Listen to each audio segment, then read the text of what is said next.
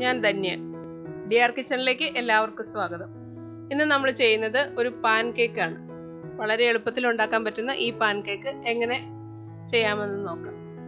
ഒരു ബൗളിലേക്ക് 1 കപ്പ് മൈദ എടുക്കാം. മൈദ താല്പര്യമില്ലാത്തവർക്ക് ആട്ടയാണെങ്കിലും എടുക്കാം. ആവശ്യത്തിനുള്ള ഉപ്പിട്ട് കൊടുക്കാം. ഉപ്പ് അധികം വേണ്ട, മധുരമുള്ളതായതുകൊണ്ട്. ബേക്കിംഗ് പൗഡർ 2 ടീസ്പൂൺ, പഞ്ചസാര 2 ടേബിൾ സ്പൂൺ.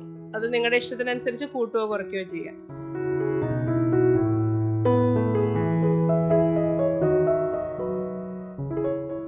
ഇനി ഇതെല്ലാം നന്നായി മിക്സ് ചെയ്തതിന് ശേഷം ഒരു മുട്ട ഒരു ബൗളിലേക്ക് എടുത്ത് നന്നായി ബീറ്റ് ചെയ്തെടുക്കുക.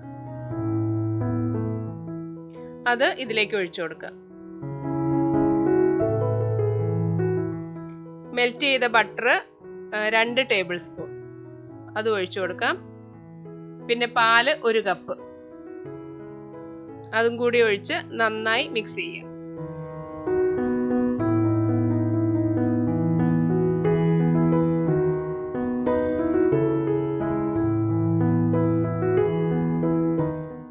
കട്ടകളൊന്നുമില്ലാതെ നന്നായി മിക്സ് ചെയ്തെടുക്കണം. ഈ രീതിയിലുള്ള ഒരു കൺസിസ്റ്റൻസിയിലാണ് ഇത് കിട്ടുക. ഇനി ഒരു പാൻ ചൂടാക്കി അതിലേക്ക് നമുക്ക് ഈ ബാറ്റർ ഒഴിച്ചു കൊടുക്കാം. ബാറ്റർ ഒഴിച്ചതിന് ശേഷം പരത്തി കൊടുക്കേണ്ട ആവശ്യമില്ല. ഇനി നമുക്ക് ഒന്ന് മറിച്ചിടാം.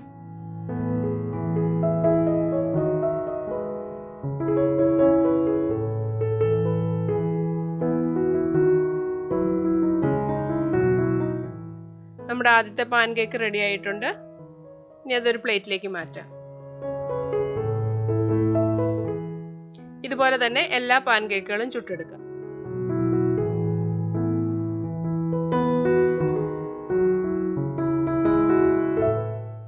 മീഡിയം ഫ്ലെയിമിൽ വെച്ച് വേണം ഇത് ചുട്ടെടുക്കാൻ.